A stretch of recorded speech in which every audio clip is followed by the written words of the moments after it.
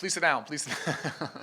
I'm Arnie Duncan, the Secretary of Education. I'm going to be very, very brief. I'm just the warm-up act here. And I just want to thank a few people. And you'll hear from later, but what the Vice President's done, what his wife does every single day to support community colleges is just extraordinary. And I don't know if there's been another administration that's put a spotlight on the impact that community colleges are having like this man and his wife. So please give him a round of applause.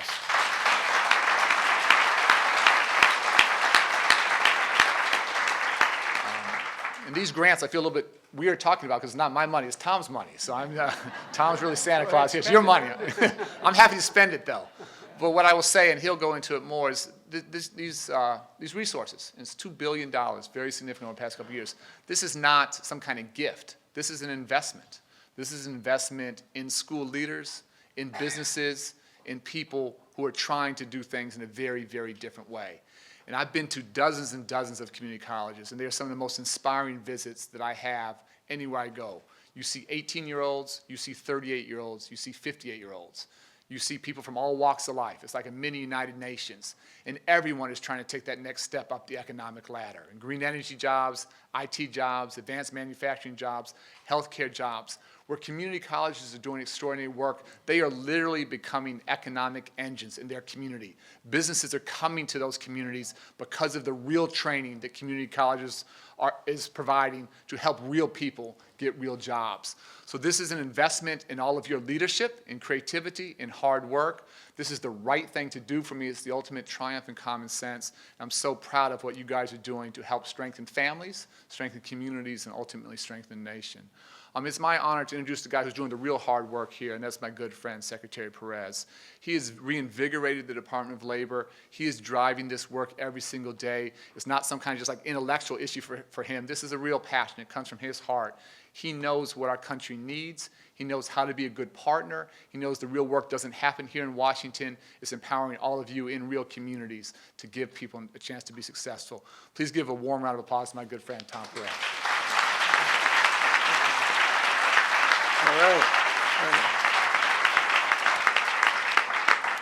Good afternoon. I had a little bit of throat surgery a couple weeks ago, so if I sound a little like, Vito Corleone, I want to apologize in advance, but I do want to assure all of you that my support today for community colleges and for this TAACCCT program is absolutely full-throated, notwithstanding the absence of a full throat.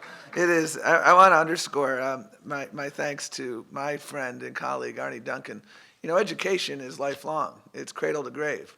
My mother started college the same year I started college because she didn't have an opportunity to go when she was a kid. And so I learned, from a personal level that education indeed is lifelong. And I have learned so much from working with the Vice President and his wife on these issues, because this is really a conversation about the middle class. What does it mean to be the middle class in America in the year 2014, in the year 2024, all of that? That's really what we're doing. And my favorite trips, some of my favorite trips have been not only with the Vice President, but with Dr. Biden. And you go to these community colleges, and all of a sudden the light bulb goes off when people in the audience realize that she's not only the second lady of the United States, but she has a full-time other job teaching at a community college. And they raise their hand. Are you teaching now? You're on a leave of absence, right? No, I'm teaching tomorrow, and I'll be grading papers on the plane ride home. That's what she tells them. And that's why it's just been such a pleasure, because the Vice President and the President understand that this is about strengthening and growing the middle class. When I was a kid in Buffalo, a 10th grade education or a high school education, you could punch your ticket to the middle class at Bethlehem Steel, Republic Steel, the Ford Stamping Plant, Harrison Radiator, or any other number of places. But, today's a different world. And we've got to understand that. And that is what this program is about. And the 60% of the 2020 workforce was already in the workforce in 2010. And so what that means is that the joint venture that the Department of Education and the Department of Labor have is indeed a joint venture, because for so many people, the K-12 system is already in the rearview mirror, and the challenge for us is to make sure that the jobs of the 21st century are accessible to all of them. And here's the good news. Everywhere we go, when we travel, remember traveling to New Hampshire with you, Mr. Vice President, you hear the bullishness and optimism in the voices of employers. You see it in the data with the 54 consecutive months of private sector job growth, over 10 million jobs. We haven't seen that amount of growth since the late 90s. And the investments led by Secretary Duncan over at the Department of Education and led by the President and the Vice President are really paying off. And what I hear from employers is that I want to grow my business. I'm bullish about the future. And what I make sure I need is we need that steady pipeline of skilled workers. And that's what the TAACCCT program has been about. This is round 4. And what we are in the middle of, my friends, is an unmistakable revolution and transformation of how we are educating our people to compete for the jobs of the 21st century and punch their ticket to the middle class. I know a lot of folks in this audience. I've been to Warwick Community College on the Eastern Shore of Maryland. I see how absolutely deft these community college leaders are in understanding demand needs. Today's paradigm is not yesterday's paradigm. Yesterday's paradigm was train and pray. You know, we have training programs and we pray that there are jobs out there.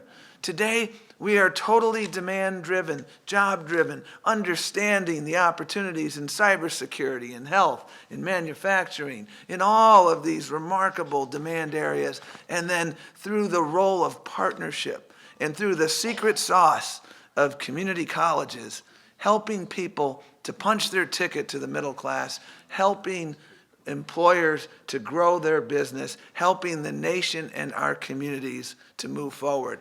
So what this really is, this is kind of like, you know, Dwight Eisenhower built the highway infrastructure in the 50s, and we're building the new infrastructure of adult training and education in the 21st century. And the TAACCCT program and the bipartisan partnerships we've had in Congress. Not a lot of times when the president comes into a room to sign a bill and there's overwhelmingly bipartisan support, because we understand that if we are to compete in the 21st century, we've got to construct a 21st century education infrastructure. And community colleges, they get it. You are always at the forefront of innovation and partnership. And these grants, I'm so grateful. So many of my colleagues at the Department of Labor and at the Department of Education, it is not easy to review these grants. And the reason it's not easy is because the grant applications keep getting better and better, because you're learning more and more. And for every grant recipient, there are so many other worthy applicants for whom we ran out of money. And that's good news. And so we're going to be working with everyone.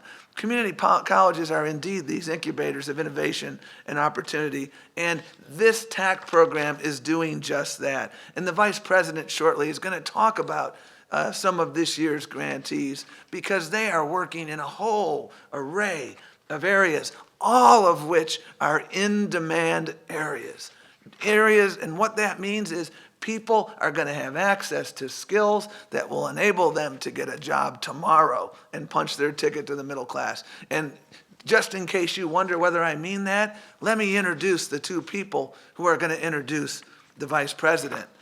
Gary, this is not the first time I've met these folks. And as a proud Marylander, these are two people, the pride of Anne Arundel County, Maryland, who are wonderful people. Gary Pollard, Jr., served 8 years as a combat medic in the U.S. Army.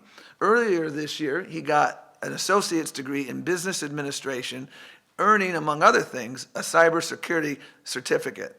By the way, in Maryland, we can't find enough folks with this expertise. You get that today, you'll be employed tomorrow. And thanks to this program, he'll be making $60,000 a year as a junior network engineer supporting the computer infrastructure for the U.S. Naval Academy. $60,000 a year. And by the way, Mr. Vice President, he starts Wednesday. And by the way, they liked him so much, he said, this is a true story, I got another friend who's just as good. They hired his friend, he's starting Wednesday too. So, you know, he's already, do they give you, like you find a friend, you get like, a free meal at P.F. Chang's or something? You ought to do that. and so there's a big step up from, his part-time job at the college as a lab tech and a tutor. And so he is really rocking and rolling, and I'm so excited. And I'm equally excited to introduce Ginny Quillen, because Ginny Quillen's life story is the testament of the importance of second chances, of resilience and resolve. She grew up in some challenging circumstances, and she never gave up. She had a childhood that had its shares of ups and downs, abuse, involvement in things that were not healthy, involvement in the criminal justice system, including arrests and things of that nature. She was a single mom working as a payroll and human resources manager when her position was eliminated during the height of the Great Recession. But this woman never gives up. She never stopped believing in herself. And what she did was she went to Anne Arundel Community College, which was one of the early TAACCCT recipients, and she finished in May with an information assurance and security certificate. And she started a couple months ago, and she's earning $52,000 a year as a network operations incident manager at Rockwell Collins, one of the anchor employers of Maryland. And I think Scott, her boss, is here, isn't he? Where is he? He's here somewhere. There he is. Again, yeah. And let me tell you one more thing before I turn to them. At the end of her progress, and this is when we talk about job-driven training, Mr. Vice President, the college not only provided them with the critical training so that you could get the core competencies that you need, but the college also helps them find a job. And so they set up what they call speed interviews. So there were, I think, 10 employers who came in one day, and she had an interview. I guess it's kind of like speed dating. And this was very successful. She got her job offer 1 hour after her interview.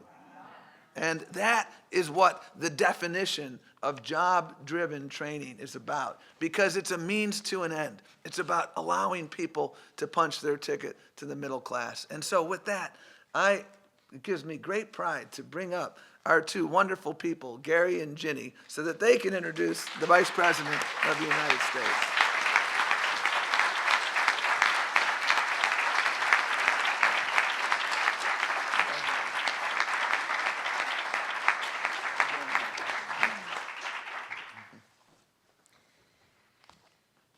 Hi, I'm Ginny Quillen, and prior to being selected for the TAACCCT grant program, I was newly unemployed.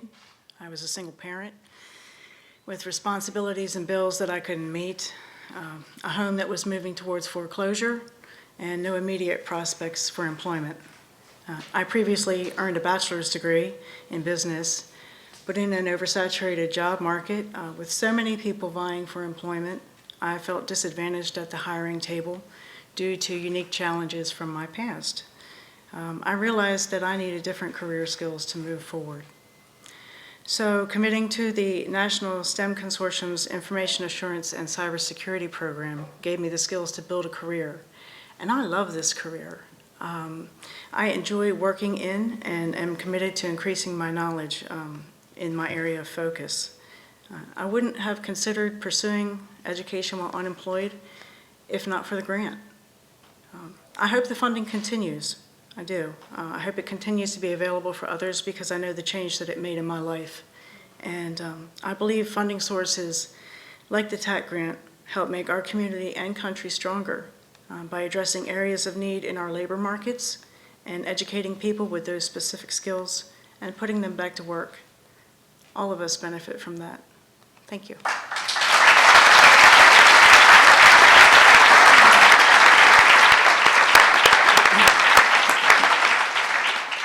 Hi, I'm Gary Pollard Jr., U.S. Army veteran, and I graduated from the National STEM Consortium Cybersecurity Program at Anne Arundel Community College. Prior to enrolling in the cyber technology program, I worked in the telecommunications industry for 14 years. In August 2012, I found myself unemployed due to a layoff. As a husband and a father, I needed to make a decision about my future, so I enrolled at Anne Arundel Community College as a full-time student and enrolled in the cyber technology program. I have had the opportunity to reinvent myself as a result of this program. I have a new set of skills that has positioned me to be on the forefront of cyber technology. In a matter of 2 years, I went from having a limited set of skills to unemployed to now becoming a part of an educated workforce with a set of skills that is in high demand.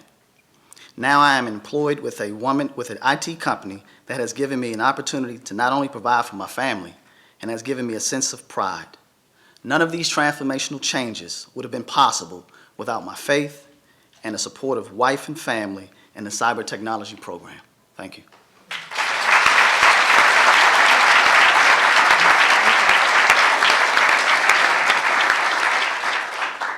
So, ladies and gentlemen, we would like to introduce The Vice President of the United States, Joe Joe Biden. Biden. Great job, Jim. Great job. Great job, man. Thank you all very much. Please be seated. Thank you. Thank you very much. As you can tell, our team's not at all enthusiastic about community colleges. I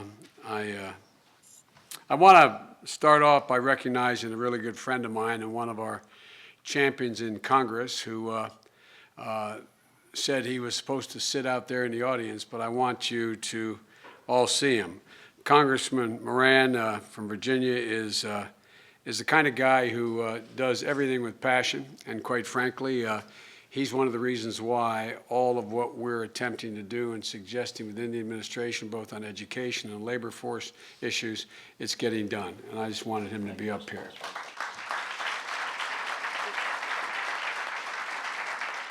And the congressman pointed out I should talk about the Vets Reentry Program, but I'm afraid, which is really important, but I'm afraid your physical constitutions may recede before your intellectual interest peaks. So I'm gonna leave that for the moment. Gary and Ginny, thank you very much. You're what this is all about, but quite frankly, I think you represent the average American. The average American who I often hear other people saying, folks don't want to work. I tell you what, it's never been a good bet to bet against the American people. I've not seen anywhere I've gone, and Arnie and I and the Secretary and I have gone all over the country, and we've done multiple events together. And everywhere I go, from my old neighborhood in Claymont, Delaware, to all the way to Texas, state of Washington, even in Cape Cod. Would you smile a little bit, Mr. President? I think we mustn't have given the president of Cape Cod Community College enough money because he hadn't smiled once today.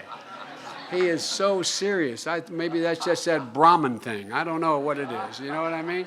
You got to smile a little bit, man. Okay, I'm with you. All kidding aside, look. The one thing I want to disabuse, and you are disabused of, disabuse some of our colleagues of. The American people are not afraid of work. They just want a fair shot. And you have, because I'm preaching to the converted here. You see women and men coming back to school, taking a chance. And the chance they're taking is their pride. They've been out of school 5, 10, 15 years. They want to provide for their families. And they're going back into an educational circumstance, an institution, that maybe they didn't do very well in 5, 10, 20 years ago. It takes a lot of courage. It takes a lot of intestinal fortitude to put yourself in the line like that, in front of your children, your spouses, your neighbors. And I think we vastly underestimate that. I think we vastly underestimate that. And you know, the resolve of the folks, American people out there, is one that is backed up by just a whole lot of courage and a whole lot of commitment. And Jenny, you're an inspiration. It takes a lot of courage to do what you've done, raising a family. First of all, getting your bachelor's degree, then saddling up again and going back again.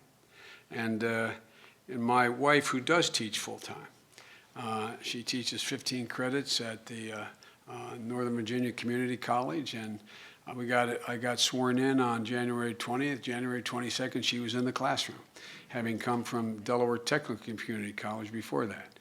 when people ask her, and it's a lot like a lot of you, when they ask, is teaching her profession? She says, no, teaching is not what I do, it's who I am.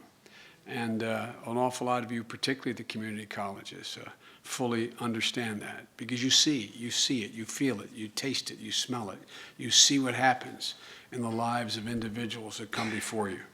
And as you could tell, Secretary Perez this is in his DNA, man. And the same way with Arnie. You've seen two of the finest, and I mean this, I'm not being silly, you don't hear me say this all the time, two of the finest cabinet level officials that I've ever worked with, and I've worked with 8 presidents.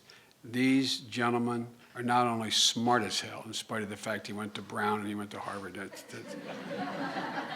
They didn't go to a great state schools like I did. But really, but the thing about it is, and you can tell when you see them in your schools, their passion for this. They believe, but most of all, they believe in the American people. They believe people are ready to stand up. And that's why we're going to succeed, because the American people. It's a big day, and I want to put this in perspective a little bit, and it already has been in part. We got clobbered. The economy was absolutely clobbered with the Great Recession, 2008. And in a macroeconomic sense, we're back. 10 million private sector jobs, 54 straight months, the longest streak in American history. The federal deficit as a share of the economy reduced by 50%, fastest since World War II. But the untold secret out there is the middle class is not back. Middle class is not back. You look at all these data, I think it's $87.7 trillion, the total net worth of the economy, larger than ever, and everything. But the middle class is not back. According to a recent study, in the last 10 years, actually from 2000 to 2012, everything else cumulatively grew, even through the recession, even in spite of the recession. 25% growth in GDP, productivity up over 30% the same period. Middle class people, average wage increase, 14 cents. 14 cents. So what they're feeling, they're not making up. They're not making up. Go back to your old neighborhoods where you grew up. Go back to your old neighborhoods. Look in the eyes of their kids. Or if you're a lot younger than I am, which all of you are, go back and look in the eyes of your colleagues, the kids you grew up with. They're uncertain. They're just not sure. And that's the reason right now we've got to get this right. We're going to deal the middle class back in because, and I know I'm a broken record on this, but I think it's coming out. You've been hearing me say, those of you who paid attention for the last 20 years, I don't know where it's written that America can no longer be in the manufacturing capital of the world. I don't know where that was written. I don't know where it's written that said we can't be the leading automobile manufacturer in the world and at the same time lead the service industry, the service sector as well. I didn't see where that was written ever. Look what's happening now. Look what's happening. America, not because we grew 4.6%, America is better positioned than any country in the world, any region of the world, to be the economic epicenter of growth for the 21st century, at least the first half of the 21st century. And there's a reason for that. The reason for that is that we are the epicenter of energy. By 2017, North America, from Mexico to Canada, will be energy independent. By 2022, America will be energy independent. Natural gas, which is the thing on which manufacturers and plants move, is 7 times cheaper on average than it is in the Pacific Basin, 3 times cheaper than it is in Europe. We remain the most adaptive venture capitalist system in the world. Our legal system actually adjudicates fairly claims and protects intellectual property. And as recent studies have shown, our workers are 3 times more productive as workers in China and other parts of the world. So America's coming back in a big way. There's a couple, you don't take my word for it. There's an outfit some of you know of, A.T. Kearney, which is a management consultant firm that's one of the leaders in the world. Every year it goes and picks the 500 largest industrialists in the world and says, where's the best place in the world to invest? By a factor larger than any time in the history of that survey, America's number one, by a wider margin than any other part of the world. In the history of maintaining that survey, the single best place in the world to invest is America. It's not only best to invest in America when it's in terms of the standpoint of manufacturing, but IT, health, in every sector, it's viewed as the best. The Boston Consulting Group, not very far from y'all in Cape Cod, the Boston Consulting Group does a similar survey. They survey every American company that is headquartered, or excuse me, that has a facility in China. And they've asked repeatedly, I don't hold me to the number of years, I think it's 12, 15 years they've asked this question. What are your plans for next year? This past survey came out, I guess it was in March. 54% of American companies invested in China say they plan on coming home. In all the neighborhoods where your community colleges are, you don't hear about outsourcing anymore. What do you hear? It's insourcing. An entire generation heard about outsourcing. Padlocking factories, unbolting from the floor, the factory floor, the equipment, and going overseas. Folks are coming home. So here's the point. The number of jobs are growing, but the middle class hasn't been dealt back in. And this is the time to deal them back in, because there's going to be so much opportunity. And if we miss this opportunity, we'll continue to have this disproportionate allocation and the allocation of wealth in America that's unhealthy. And this is not Joe Biden saying this or some liberal think tank. It comes from Standard & Poor's. Income inequality is the reason why, and if it gets any worse, will slow economic growth at home and worldwide. The same thing from the International Monetary Fund, every major study. So folks, we got to get this right, not only for the middle class, but for America. So the pie continues to actually grow, but everybody gets a piece of it. And there's two things we need to do, and you all know it. You feel it in your bones. The one thing is we have to significantly increase more in infrastructure. Out there you have the Society of Civil Engineers pointing out we're about 3.5, I think it could be 3.3 trillion dollars needed between now and 2020 in new investment in infrastructure and repairs. That's all about productivity. If you can build your widget and get it to market quicker, you're going to go where you can build your widget and get it to market quicker. That means bridges, roads, canals, airports, ports. It's ridiculous what we're not doing. There used to be a consensus. When you and I got to Congress, Republicans were more bullish on infrastructure than even we were. We got to get this consensus back. But there's a second thing we need to take advantage of this gigantic change that's going to take place over the next 10 years if we're going to maintain our position as number one in the world. And by the way, those of you who think I'm exaggerating, you know, I want China to succeed.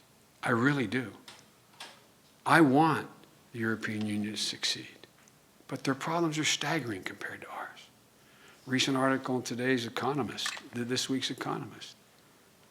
Chinese not only have a problem with energy, they have no water. Water, W-A-T-E-R. Multi-billion-dollar projects just to get water. You see what's happening in California. Think of that with a country of 1,400,000,000 people. Again, we want to help, for real. They're a great market for us. We want them to succeed and grow, as we do Europe. But folks, in order for us to be able to maintain our place in the world, we not only need to invest in infrastructure, we need the best trained, most advanced and skilled workforce in the world. I'm singing out of the Secretary's hymnal here. It really, but it really is true. Our national security depends upon our economic security, but also our national security depends on us having the single best trained workforce in the world. And it matters. That's where you all come in. That's where my wife comes in. That's where those of you in the community colleges come in. The President and I, from the very beginning,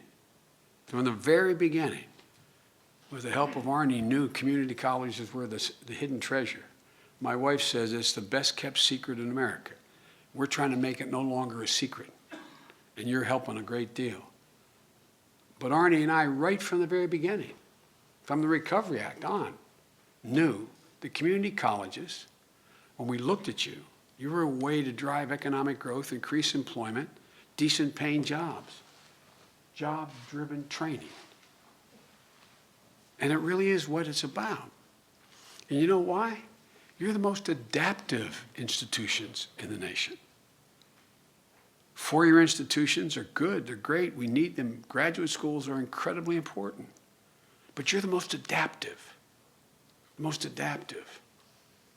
in order to be able to do what we need to do to make higher education more affordable and accessible. So what we did was, you know, everybody says, well, why were we so hung up on making sure, with the help of Jim, keep that $2,500 a year tax credit? Well, that was the one thing that allowed every middle-class person, whether or not they qualified for a Pell Grant, to be able to pay to go to community college. 95% of you, it covers you. Big deal. Little thing, but a big deal. A lot of you come from families like mine. When there was a recession, someone around my dad's table, his brother, his sister, next door neighbor, brother-in-law, somebody was going to lose a job. No one gets it, man, when you lose a job, unless you lost a job. No one understands. My dad used to say, a job's about a lot more than a paycheck, Joey. It's about your dignity. It's about your place in the community. It's about who you are. It's about how you perceive yourself. We know everybody's more than their job, but in our culture, it's a really, really big thing. So that's why we made these historic investments in Pell Grants as well, increasing the maximum amount by $1,000. We capped federal loan repayment, 10% of your income. And this summer, I released a report at the President's request outlining 50 actions the government could take and the private sector taking now to equip hardworking Americans with new skills to connect them to employers who are in need of skilled workers. You know, I used to have a great friend. He was a wonderful basketball player like Arnie. He played at a place a while ago when Providence College had great teams. And he played with two, not only All-Americans, but two All-Pro players, Walker and Reardon, who played for the Knicks and others. His name was Pete McLaughlin. He died prematurely, and Pete was a smart guy, but academically not very interested. But Pete had a great expression that community college professors and presidents know better than anybody else, I think. He said, Joe, you got to know how to know. Think what I just said. You got to know how to know. I can walk you into the greatest library in the world, the Library of Congress, unless you know how to access the card catalog, the computer. You have no idea how to access all that information. You got to know how to know. And when you do better than anybody in getting people who are out of work, people who are coming out of high school, and everybody, my wife's average age in my wife's class is 30 years old. 2/3, because of Northern Virginia, are other nationalities who have their green card.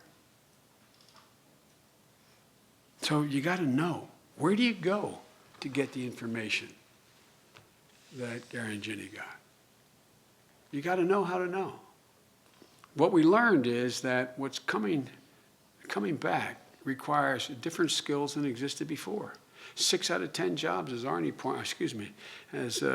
Secretary Perez pointed out, by the end of this decade are going to require something beyond a high school degree, whether it's a 15-week certificate at community college, a 2-year associate's degree, 4-year bachelor's, or a PhD. Just consider the following. The study we did after 7 months showed that information technology, there is going to be a need in the next 10 years of 1.4 million jobs in the next 10 years. Software developers making $60,000 a year, typically needs a bachelor's degree, but computer network specialists, the average salary is $59,000. You don't need a college degree, you don't need a bachelor's, but a 2-year degree. Healthcare, you need another 64,000 dental hygienists just in the near term. Salary $70,000 a year, median salary. Can be trained at community college. Registered nurses, we're almost 600,000 registered nurses short in the near term. $65,000 to $75,000 a year. Advanced manufacturing, there's 100,000 jobs right now as I speak going unfilled because they lack the skilled workers. Some require a bachelor's degree, but most don't even require a 2-year degree. An incredible number need a 15-week, 18-week, 4-month certificate. There's incredible opportunities for workers and businesses.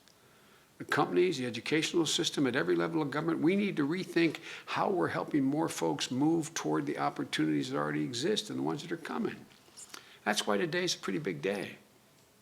The key strategy in building partnerships between community colleges, employers, labor groups, and other local leaders who work together to, one, figure out what skills local employers are looking for, to begin to design new curricula to help students meet those skills.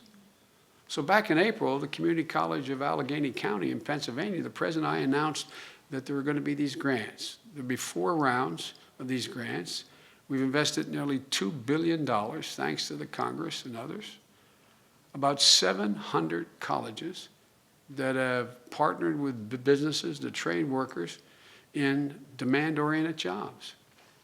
In this 4th round, we're announcing today that we're investing almost $500 million in 71 community colleges and business partnerships. That may include other partners like unions and workforce boards. Jill and I saw this kind of successful partnership in Monroe Community College up in Rochester, and we were up there together, which partnered with the optics industry. The community college initiated going out because it used to be, you talked about Buffalo. It used to be in Rochester, there were a lot of really good middle-class jobs. I don't know how many people Kodak employed, but it was in the well over 10,000. It may have been close to 35. Don't hold me to the number, but a lot of people. Bausch and Lomb, great jobs. These were not minimum wage jobs. These are wages you can raise a family on. And by the way, my definition of middle class, I have a lot of great economists, as we all do, working for us. They'll give you a number, 52,170 or 51. It's not a number. It's a value set. It's about being able to own your home and not rent it. Being able to send your kid to a park knowing they're going to be safe and come home safely. Be able to send them to a local school where if they do well, they can get to college. And if they get to college, you'll figure out a way how to get them there. In the meantime, maybe take care of one of your geriatric parents because the other passed away. And hope you're not going to have your children have to take care of you. That's middle class in America. And so what they did went out and they looked at what was left of the optics industry. And they found there were a whole lot of small companies out there in need of a lot of local work. So they ended up creating well over 500, and it's going to 1,000 now, jobs that are good paying jobs. One of these outfits is, on the Mars rover. I mean, the optics, they do this. Jill has visited 12 partnerships in 11 states where community colleges and partners in industry in healthcare, manufacturing, engineering. These partnerships provide a seamless transition so folks can move from a classroom directly into a job, as you've heard here today, that you can raise a family on. Think of the worker who feel like they're in a dead-end job and want to get better, want to get a better one. These partnerships provide a pathway. Again, they show where you have to go, how you can get there, where you can get the money to help you get the education. The best of all those partnerships are those that are apprenticeships, where you can move up while you're still employed. Think of the workers who are just getting started and hungry to learn new skills, move up the ladder. These partnerships help them do that. It's transformative. It's good for workers, it's good for business, and it's good for the economy. And as I know, Jill and Secretary Perez and Secretary Duncan and I, we're excited about this and hit the road in the next few weeks to talk about these partnerships. Because this is one of those programs, as you explain to the American people, you can speak plainly Plain English, not as opposed to Spanish, but as opposed to complicated. You can plainly and directly explain to Democrats and Republicans out there in the country what this is about. And there's overwhelming support for it. Folks, helping America get more skills, the skills they need for these jobs, to put them back as becoming a central element of our economic growth. This division has guided the President and me and our allies in Congress since our first days in office. The whole mission is widening the aperture to the middle class. Because folks, when the middle class does well, the wealthy do very well. And that's good, it's not bad, that's a good thing. And the poor have a way up. The single greatest commodity that is needed in time of economic distress for an individual family is hope. Is hope. You provide that hope. We guide them to your door. You do the job. But in order to thrive, their education and training has to be just as dynamic and just as adaptive as our economy is. As I said, Americans want to work. All they want is a fair chance. They don't want a guarantee, just a fair shot. These grants provide hardworking Americans just a fair shot. And given their fair shot, as I said at the outset, the American people have never, ever, ever let their country down. And there's a reason, because it's never been a good bet to bet against America. You all are betting on it. I'm guaranteeing you it's a good bet. And I want to thank you all for what you've been doing and what you're going to have an opportunity to do more of. Thank you all. God bless you all, and may God protect our troops. Thank you.